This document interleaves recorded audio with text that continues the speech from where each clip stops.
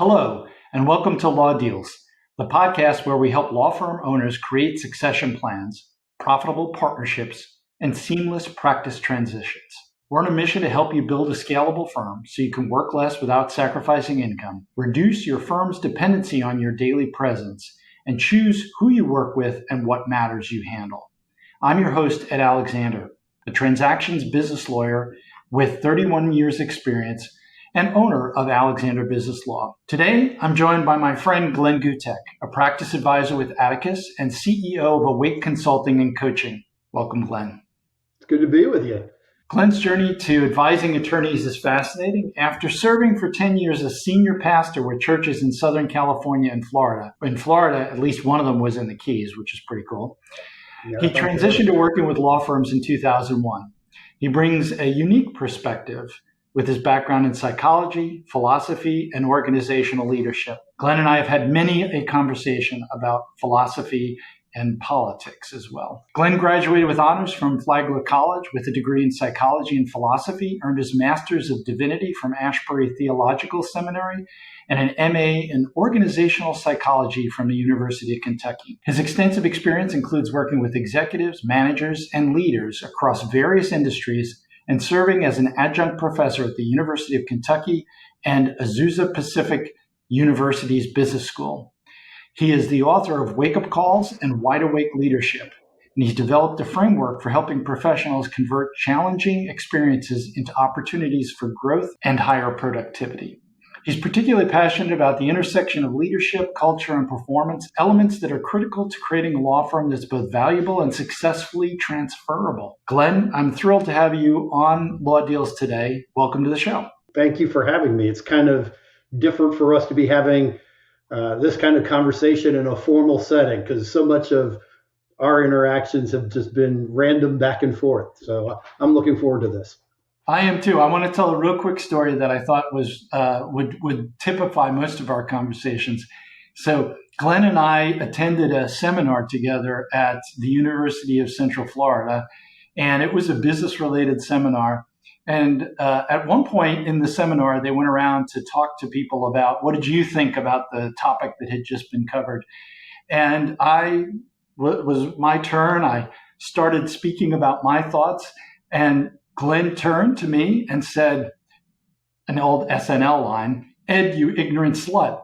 And for those of you who don't know, that's a SNL line from a skit that would be played at SNL in the 70s. Everybody in the audience, or actually in the seminar, didn't know that we came because we didn't come in together, right? I came in and then Glenn came in at a later point after the seminar had started, so he sat down. The shock on their faces, they couldn't believe it when you said that. And then we had to obviously explain that we knew each other and he was just giving me crap. So anyway, that's most of our conversations are like that. That seminar needed some levity in a desperate way. So I was just trying to do my part. Good. All right. So look, let's start off by having you sharing what sparked your interest in working with law firms way back in 2001. Yeah, so when you graduate from college with a bachelor's degree in philosophy and psychology, it really doesn't qualify you for a whole lot. And so you're going to grad school. And so I was, trying to sort through what I wanted to do next. And my girlfriend at the time, eventual fiance and current wife, her brother was a practicing attorney in Charlotte, North Carolina. And we went and visited him, and I told him that I was considering going to law school. I'd taken the LSATs. But I didn't really want to practice law. My ambition at that point in time was get a law degree and be a politician, partially probably because he knew my political views were slightly different than his. Also because he didn't necessarily hold a high view of politicians. He strongly discouraged me from going to law school. You don't want to go to law school. You don't want to be a lawyer. And you most definitely don't want to be a politician. So what's the next best move? My dear friend, our friend, Glenn Finch, had made the decision to go to Asbury Seminary. So I figured, okay, I would do that. And that was really a really good fit for me academically. And it was a really phenomenal environment for me to look at theology, look at philosophy, look at psychology. But I also had the really good fortune of looking at that within the practice of organizational leadership. And I had an opportunity because of where I was living, I had an opportunity to be an adjunct instructor at 24 years old. And then it also provided me the opportunity to do some additional coursework at the University of Kentucky in this area of organizational development, organizational psychology, and just a fascinating subject. Excellent. So tell me, now you're with Atticus plus your own consulting and coaching firm. So how did you come to be at Atticus? Yeah, so we served for 4 years in Southern California. So we moved from Marathon, Florida, an area that my wife loved. Marathon, at that point in time, was a small little drinking village with a fishing problem. And I'm neither a big drinker or a fisherman. And so when the opportunity came for us to move to Southern California, I was excited by it. We went, and my wife didn't necessarily love living in the city of Los Angeles. So we came back to Florida. At that point in time, I was really doing some speaking, developing some training curriculum. And I was introduced to Mark Powers and Henry Harlow. I attended the Landmark Forum and met somebody there who connected me with them. And at that point in time, Atticus had just been acquired, a 51% ownership, I believe, or something like that, by Attorney's Title Insurance Fund. And they were in a massive growth mode. So they brought me in and gave me the opportunity to do a lot of speaking. And I remember very vividly in the old fund building down by the airport, an introduction that was made.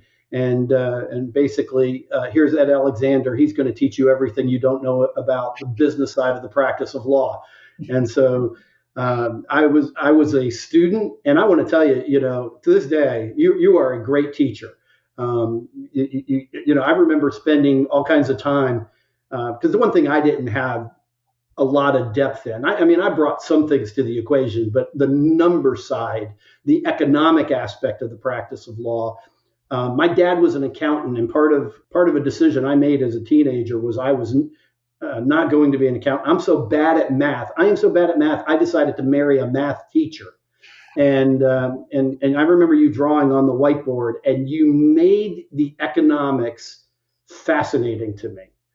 And so I'm very grateful for that. And irony of all ironies is there was a long period of stretch where at Atticus, me and Cammie Hauser, who's a CPA, were the cash flow and profitability and succession planning gurus within the organization at that point in time. So it stuck. What you were teaching stuck with me. Thank you. All right. So talk about fascination. I know that one of the things that you're fascinated with is the intersection of leadership, culture, and performance.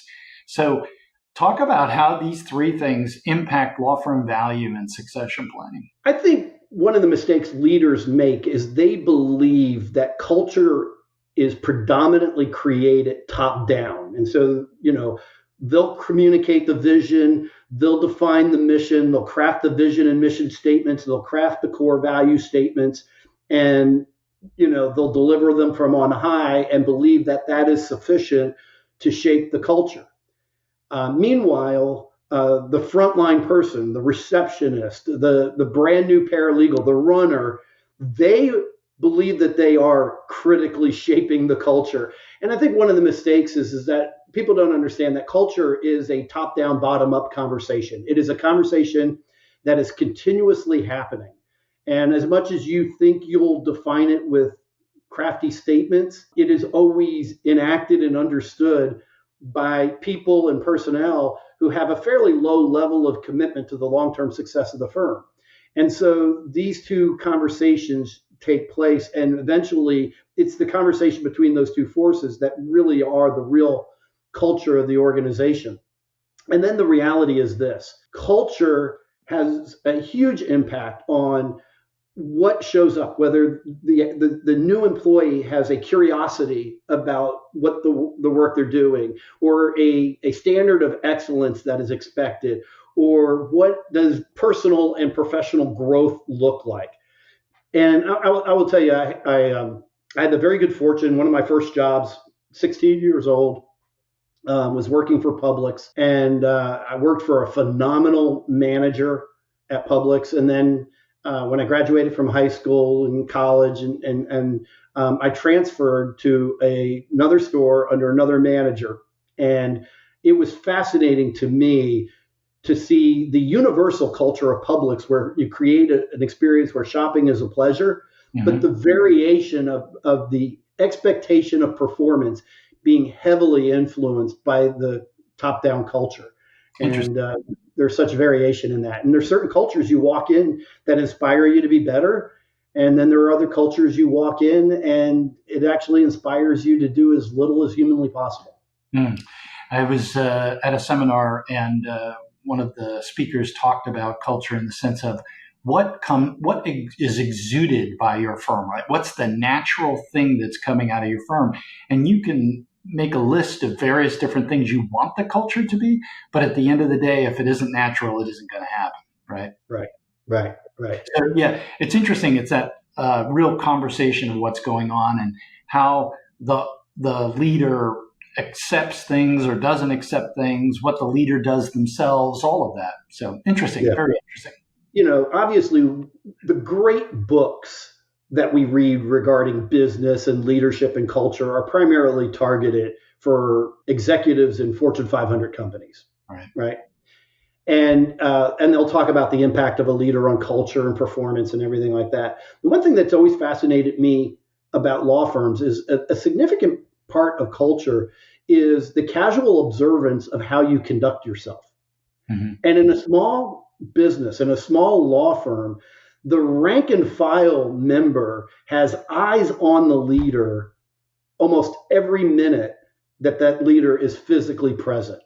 And sometimes when the leader is not physically present, the ratio of a CEO to their rank file employee versus the ratio of the founder or partner in a law firm to their rank and file employee is radically different. And so it's the little things leaders do that have a direct impact on the culture that I find fascinating in a law firm. It's interesting because, as the owner of a law firm, you have free reign to do whatever you want, or at least you think you do, right?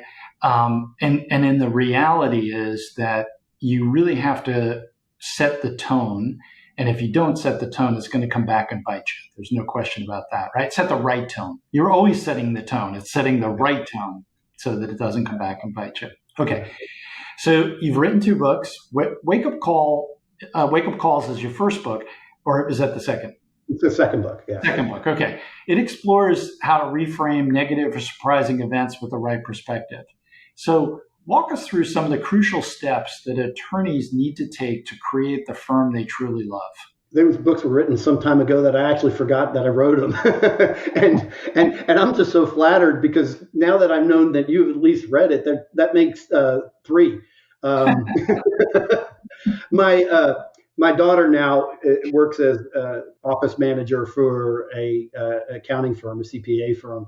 And she recently referenced my book and referenced it to me. I was so proud. It was one of my greatest moments. But that's great. The first book, Wide Awake Leadership, focuses heavily on what are the practices, foundational practices that leaders engage in that allow them to lead well and lead effectively. Wake Up Call is a little bit different because it came later after dealing with a variety of leaders through the coaching practice and recognizing that life events have such a profound impact on the life of the leader, and having a little years under my belt and a little bit more of my own life experience, it's the response to those life events that really shape the trajectory of the leader and the business. And the whole book was, let's name the events from, success to failure, making money, gaining insight, the variety of things, loss, losing somebody, grieving and dealing with those issues. Let's look at those in a way that we can frame those so that it promotes health and growth and not counterproductive, destructive forces in the life of a leader. And so, you asked a question, what are sort of the steps? And, I think that one of the things that has become really clear for me over the years is that the first step is being willing to confront reality. Phrase that I've sunk my teeth in is all true hope begins at the moment that we're willing to confront reality. Jim Collins describes it as confronting the brutal facts. I just think that if you're going to be a leader who capitalizes on the events of life in a way that is productive, number one, you've got to be truthful with yourself, and about the circumstances that you're having. I think the second step that is really, really critical is talking. Let me jump in here real quick, right? Because this is an important point that I really want to emphasize, is that you are the easiest person to lie to, right? You can lie to yourself all day long about what's going on. And so two things are really important here. One is stepping back and thinking about, okay, what is my natural bias in this situation? And what is that showing me that, or what is that hiding from me that I'm not seeing on the other side of things? So that's the first point, right? So stepping back and kind of doing that meta-analysis of thinking about what I'm not thinking about, right? Or what I'm not seeing. The second piece of that is the accountability partner. And this is where the coaching piece really comes in. So for somebody who has a coach, the most important part of that relationship is the accountability and the ability for the coach to basically tell you you're full of it, right? And here's the reality of the situation, and kind of slapping you proverbially in the face to say, hey, wake up, snap out of it, right? And so get back to reality and make sure that you understand what's going on. Because if you craft solutions for things that aren't the real problem, you're not going to fix it, right? So yeah. So if you pick up on the theme, wide awake leadership, wake up calls, the company being Awake Consulting and Coaching, a little bit of that comes from when I was in grad school, going and seeing a movie, Joe versus the Volcano, and there's this classic line in the film where Meg Ryan says to Tom Hanks, everyone you see, everyone you meet, they are asleep. It's only the few who are awake spend their days in constant and total amazement. And I remember, going, okay.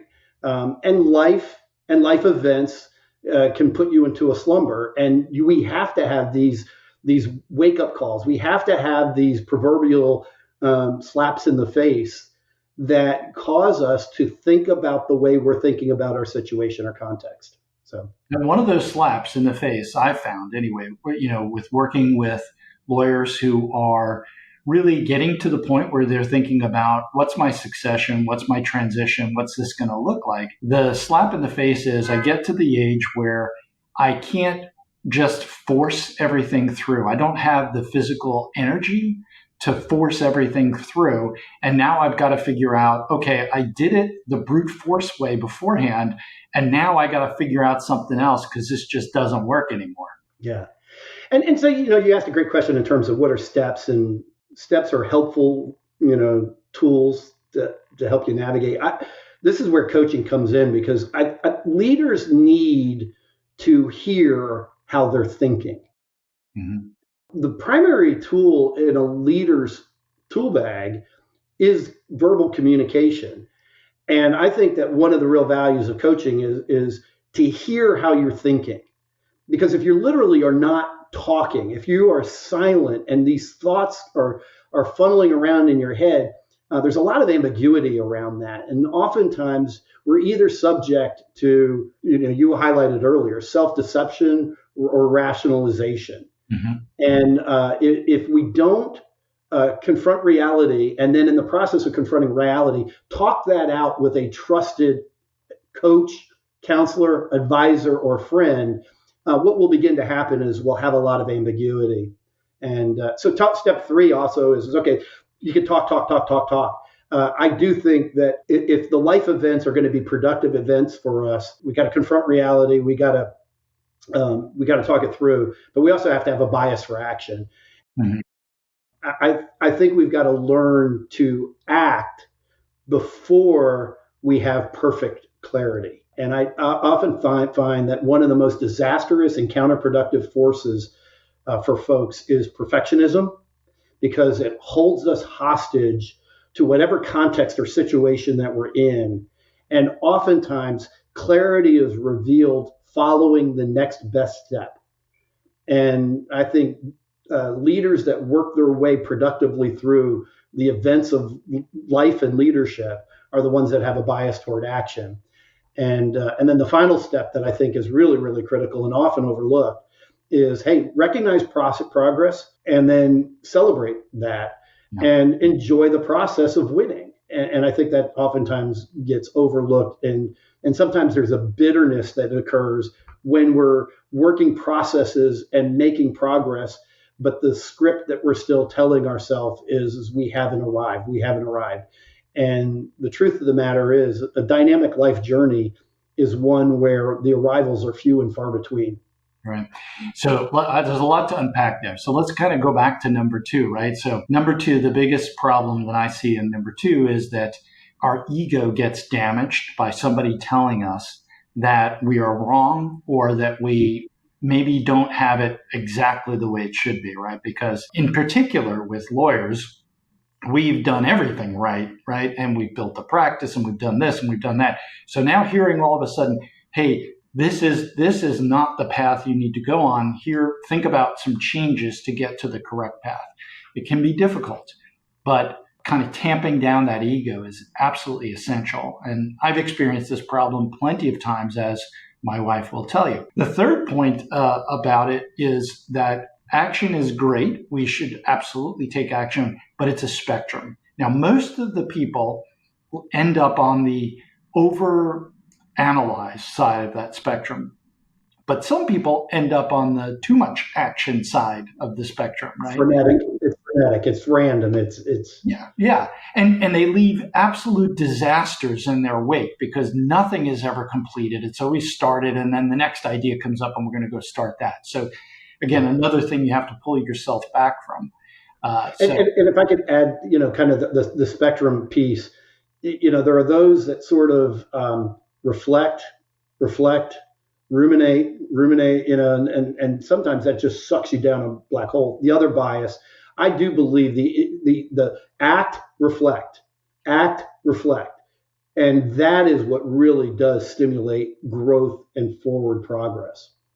And I think the important part about what you're talking about there is kind of these small little steps, right? We don't have to make grandiose plans. We just change a few things here and there, see how that works, and then iterate on what that is, right? So continuous growth. Now, there's this kind of mindset of, the 20/80 rule and 10x is better than 2x and all of that. But when you're starting out, really, these small changes getting there. The final one that you talked about is this idea of celebrate and understand. It is extremely easy to look at your practice and say, oh my God, this is a piece of junk, right? Whereas you're not living in somebody else's practice. And everybody you talk to is going to tell you their practice is great because that's what people do. My practice is great, right? And really, in reality, if you see what's going on inside of those practices, they're probably having issues, maybe the same ones that you are, because that's what lawyers do, is they have the same issues across practices. And ultimately understanding that, but then looking back and saying, hey, we implemented 3 or 5 things this year that really improved the practice. So let's go ahead and, like you said, celebrate this and make sure we acknowledge how far we've come with this. Good summary. You mentioned money problems as another wake-up call. So what financial blind spots do you most commonly see with attorneys when they're trying to build a valuable, salable practice? Yeah. What are the things that tear apart partnerships and businesses, families? And usually it's either the absence of money or the presence of too much money. Money changes everything, to quote Cyndi Lauper. What you're going here, Glenn? 1980s. You're showing your age. Yeah. Can't help it anymore. One of the things that I see as a huge blind spot is when a client, a lawyer, makes the leap from being a technician that practices law to being the owner of a business that provides legal services. They have that entrepreneurial flip. They really want to see, the numbers move up and to the right, and really get excited by the growth of the top line number. Right. And that is kind of a hallmark or a characteristic, because I think the technician pays a little too much attention to the bottom line number, and they don't build an infrastructure that yields profit. But when that flip happens and they're looking at building any kind of legacy practice or any kind of succession model, I find that the biggest blind spot is they pay too little attention to profitability. And they're not working both ends and asking the question is, okay, I'm willing to spend more money in personnel. I am willing to spend more money in marketing. I am willing to spend more money in geographic locations or a variety of things that are a part of their growth strategy. And that is great. But they can get somewhat reckless and find themselves, seeing 50, 60, 70% growth in the top line and 5, 10, 15% decline in the bottom line. Yeah. And I would argue that that's just an absence of organizational discipline. And what it will have negative consequences on the back end in terms of you having a firm that's producing 20, 30, $40 million in revenue that elevates its perceived value, but is not throwing off 25, 30, 40% profitability, and therefore creates a challenge for the buyer to get the return on investment in a timely fashion. And I just think that that's a huge mistake. Yeah, a really important point. So, growth, top line revenue is a vanity metric to me, right? Mm-hmm. Because at the end of the day, it's how much do you take out of the firm, right? And so managing that piece is about managing the ratios. And when you're growing, you're acknowledging that I'm throwing some of the money that I could have been taking out into growing the firm, because growth eats cash. There's no question about that. But at some point, it should come out to a point where you can now harvest the return or a return on the cash that you've invested in the firm. And so really important point there is when you're looking at things, don't just be looking at the vanity metric. Look at, am I maintaining my profitability? And if not, let's go back into the expenses and look at that. Now, again, this is a spectrum, right? So we often see firms that have too high expenses and aren't profitable enough. But the other side of it is I've seen firms that are way too high in terms of profitability. And that's an indication as well that something is wrong. Typically, for smaller firms, it means that the owner is working way too long, right? 50, 60 hours a week, right? You shouldn't be doing that as the owner of a business that provides legal services, because now you're one of the producers. Actually, you're one and a half or maybe two producers. And nobody's going to come in and buy that firm and say, yeah, I want to work 80 hours a week, or I want to work 60 hours a week. Nobody's going to do it. All it is a way for you to pull out more money out of the firm and at the same time burn yourself out. So excellent point. Really, really good. Yeah, there's an interesting psychological element to that there's a concept that I coined. I don't know if anybody else has used it, but it's called success plateaus. I think a large part of the entrepreneurial journey is started with, I need to get my needs met. And for different people, that is a different number. I vividly remember having a conversation with you in a bookstore in 2002, in which we were really talking about goal setting and establishing, kind of entrepreneurial efforts. And you asked the question, what is that threshold of income that you think is the floor of where you need to get your needs met? Mm-hmm. Right? So you were coming out of the background of being a lawyer. I was coming out of the background of being a minister. And you put a number out there, and I remember my jaw. Right? I think that my number was 25% of your number, right? and so I share that story is to say that the first plateau that people really race toward is what is it that I need to get my needs met? And that number could be 50,000 or 500,000. It doesn't matter, but we all sort of had that first. And then there's another plateau that we then are driven by, and that's the point of where we're having some fears avoided. And I think one of the fears that drives people is once they get their basic needs met, they start trying to eliminate having some fears of long-term security, retirement income, weddings and colleges, and various other things like that. The question that then begins to emerge is sort of higher, lofty questions, and one of the risks that once we've had our needs met and our fears avoided, there's a long-term plateau there. And I think coaching really can help crystallize for a lot of clients how to get off that plateau and pursue higher things like need, fulfillment, and purpose, and meaning, and things of that nature as you define those things.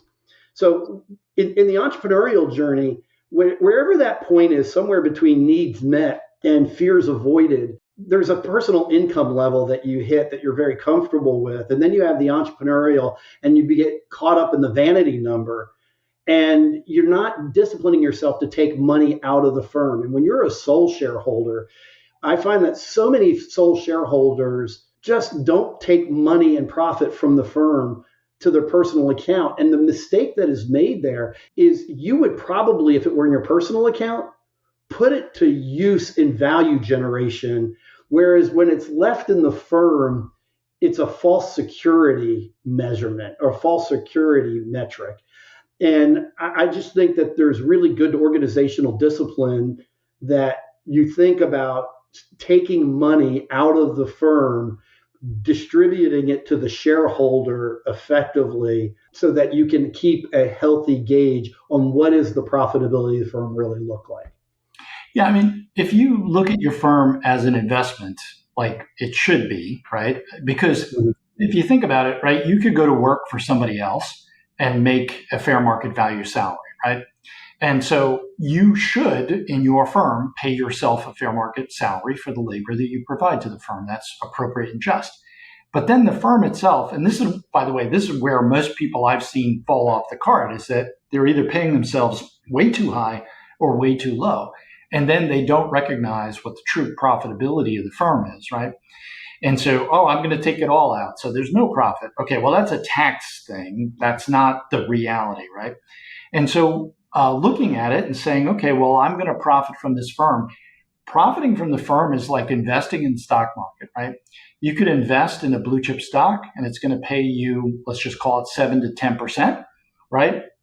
You can invest in a small cap stock, and that should be paying 18 to 20%, right? Or you invest in your own business, and that should pay you like 30 to 40%, right? Because there's different risk profiles there. There's different abilities to get in and get out of that profile.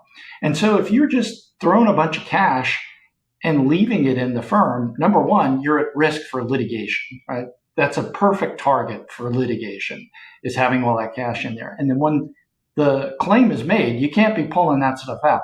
So you should be pulling that out all the time. If you're worried, hey, I'm not going to have enough cash in the firm to weather the rough times, well, put it in a separate account and just leave it in a money market or something like that, and then dole it back if you have to, right? I find that if you do that, most people do not want to ever give it back to the firm. So they do whatever they can to make the firm go, right? And leaving a ton of money can be like a little bit of a heroin thing there, right? Because, I don't have to worry. I can just take it. It's a drug. I said heroin, but it's a drug, right? I don't have to worry about what the cash flow is because I got a ton of money there. Well, you should be focused on the cash flow, just like everything else in the financial side. So another great point. So I appreciate that. Yeah, and I actually would argue that if you ever have to transfer money back into the firm and recapitalize the firm, it's a red flag event.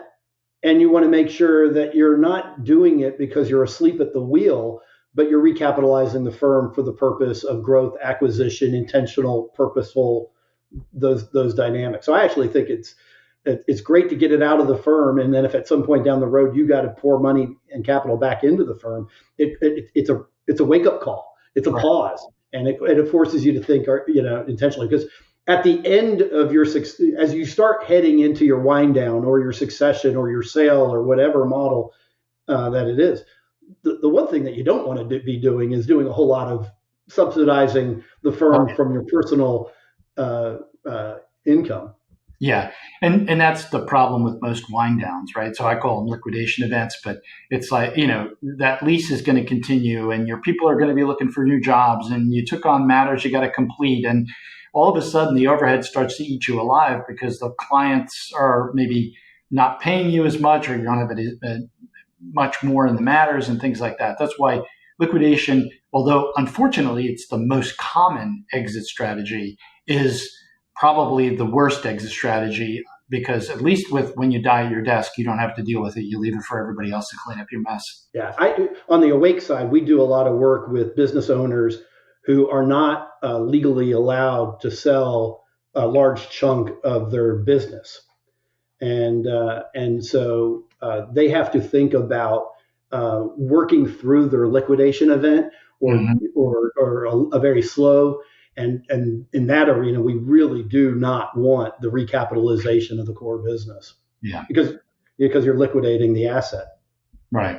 In a different way. All right. So, wow, great conversation. Thank you. So let me ask you a couple of more quick questions that we got.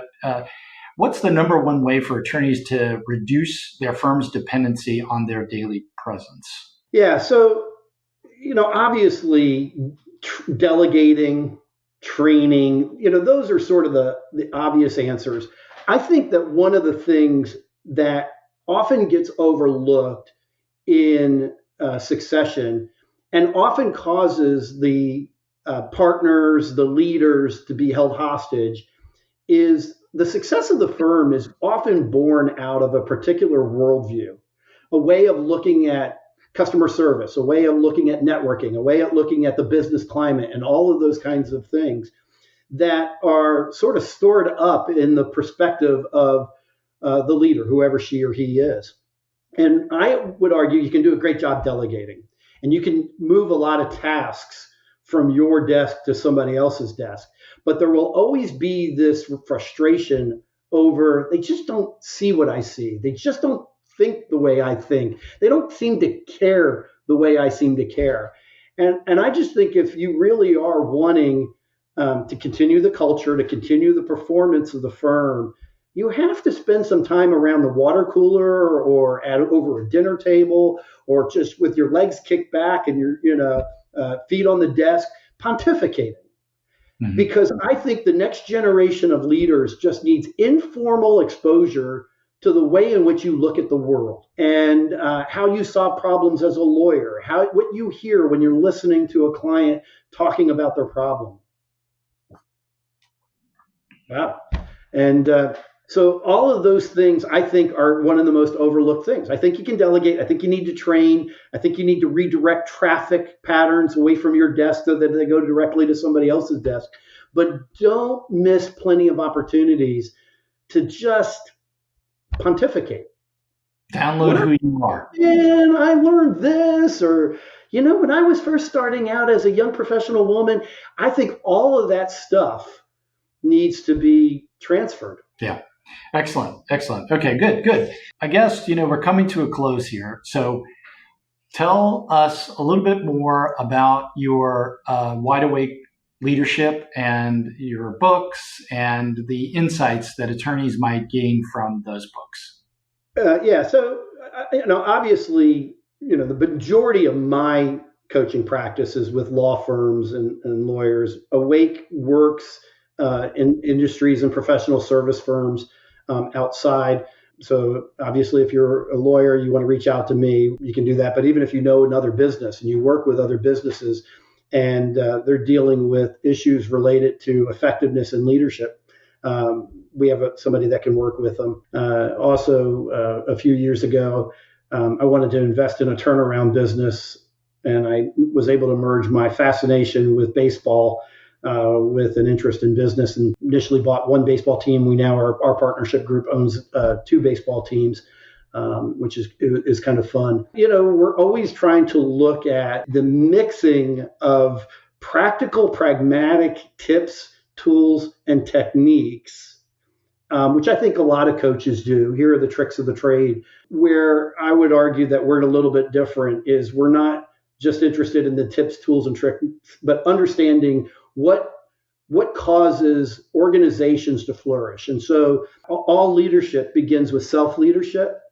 And so in working with a client, help you to understand how you're wired, what are your leadership dynamics, styles, preferences, what is it that you communicate, how can you improve in that? But self-leadership without impacting in other leadership is a fairly interesting but fruitless exercise. And so I tend to have a bias or a bent that you really want to grow your business by growing the leaders in your business. And one of the huge mistakes that lawyers are notorious for is they grow lawyers sometimes. You hire associates. You're mildly okay at growing paraprofessional staff, and sometimes you're okay at developing operational staff. But as a rule of thumb, we neglect the idea of leadership cultivation. And really, I think to have a profitable legacy practice, you have to look at the art and science of leadership development. How do you identify people who have an interest in becoming leaders? And I would argue the best leaders in any organization are the ones that are what I would call reluctant leaders. They don't show up on the scene and say, "Hey, put me in charge." Because, red flag, ego, status driven. And so the best leaders are reluctant. So how do you identify them? How do you invest in them? And that's a custom craft. You got to customize it with every single leader that you identify. How do you cultivate their sense of confidence as a leader? And then how do you let them lead? And I would argue empowering leaders in a law firm is a little bit more high risk because there's a license involved. Yeah. And so I think it's easier to do it in companies that are producing widgets that don't necessarily have a high degree of licensure or regulation. You can be a little bit more reckless there. And so that's why you have to be highly responsible with that within the context of a law firm. Our bent or bias, and the books kind of flow out of that, is not looking at just tips, tricks, and techniques, but also looking at how do you identify and cultivate and deploy leaders at every level of your business and every level of the organization. I couldn't agree more. It was interesting. I was listening to podcasts. I listened to podcasts in addition to having this one, and one of the speakers talked about becoming that person. Right? It's not about the growth of the firm and all of that. You have to become the person who has the $10 million firm or the $5, whatever it is that you're looking for. You have to become that person in order for that to happen. And so I think that's what you're really talking about is the leader of the $10 million firm, right? Versus the leader of your firm that's, your solo practice, right? Totally different person, totally different way of being, if you will. So excellent. Okay. 25 years ago, there were two books that really, before I joined Atticus, there were two books that I had read that really were wake-up calls for me. One was the book Good to Great. Mm-hmm. And I've read Built to Last before that, but Good to Great was good. But the other one is a not as celebrated book, but it's by a guy named Noel Tishy called The Leadership Engine. And it really is how do you create your business in a way that it has an engine that produces leaders. And one of the foundational pieces that he has to that is you have to have a teachable point of view. You have to have a point of view, and that has to be teachable. That has to be worth passing on. And I would argue that if you're not living an interesting life, right, which means balance between the practice. Yeah. If you're not having an interesting life, you don't cultivate a teachable point of view. And if you don't have a teachable point of view, you're not going to pontificate. And if you don't pontificate, then you're not going to multiply leaders in the organization. So I think all of those things really, really are integrated.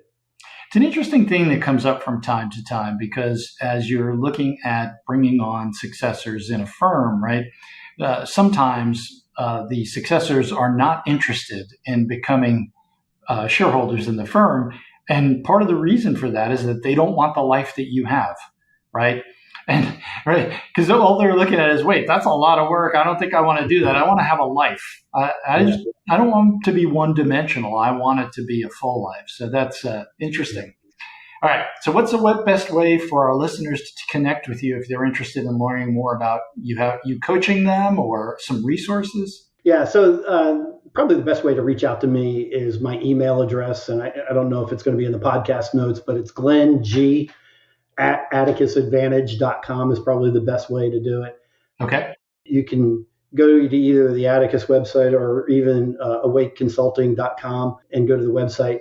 If you really want time on my calendar, the best thing to do is get a hold of my assistant because she is my gatekeeper and gives you the greatest opportunity to get on my calendar. So excellent. Excellent.